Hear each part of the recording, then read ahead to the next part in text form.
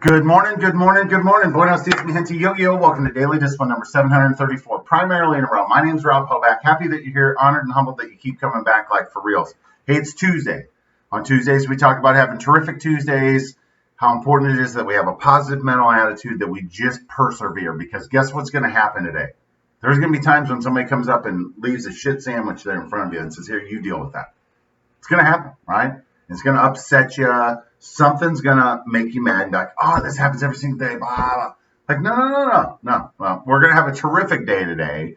And when something is annoying us, just take that for what it is. That's just one of life's little annoyances. Doesn't mean we have to have a bad day, bad week, bad month, bad quarter, bad year. None of that, right? All right, let's do some work. The date is October 20th, 2020. It's a work day. I got work to do. First thing first, still a realist. I'm also father. Yeah, thinking about this last night at practice. Just this year's been a struggle, and I'm like, my priority, my number one, the only reason I'm here is him. I am Samuel's father, right? And if there's something that isn't working, then I'm going to speak my mind. And nothing like that really happened, other than I just wanted to share with you that we struggled again offensively on Saturday. Sam then took the most of the weekend and designed some plays. And he gave them to the coach last night, the offensive coach. And he was a little shy to give them to him. And I was like, look, he spent all weekend working on those because he's so distraught with how bad our offense is. Please just take a look at him and talk to him about them. Let him know that you're actually going to recognize and acknowledge the effort. Oh, of course. I have every expectation that this guy's going to blow him off, right? But at least Sam went through the work, right? And which brings me to my real talk. Is that I'm trying to impress upon Sam, which I believe that I am, is don't accept mediocrity.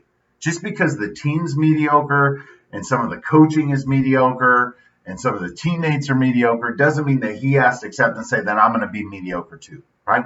Just do your best. And then every time I'm talking to him, I'm like, and I need to apply that to my life too, right? I just need to, right? Like, okay, so there are parts of my life that are mediocre and it's out of my control. But that doesn't mean I have to allow myself to become mediocre, right? Best part of being a dad for me is as I'm doling out advice to my son, like, pretty good advice. Maybe you ought to use that too. Let's get to our thank yous and we're done. Number one, God's been good to us in the good times, the bad. Thankful for NFL. We had 2 games last night, 2 good ones, right? To the Cowboys fans, how's that working out with Mayor McCheese, right? Thankful for the truth.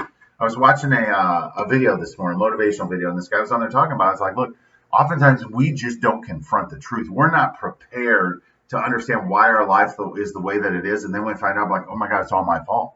Like, I know, sucks, doesn't it? But without embracing the truth and acknowledging our contribution of why we have the troubles in our lives, we'll never make any changes. Thankful for the World Series that start this week. I want the Dodgers to win really, really bad. I want Clayton Kershaw to ball out and just shut everybody up. That guy's an amazing pitcher. And he does have it in his head. Why wouldn't he, right? But he's amazing. So I want the end.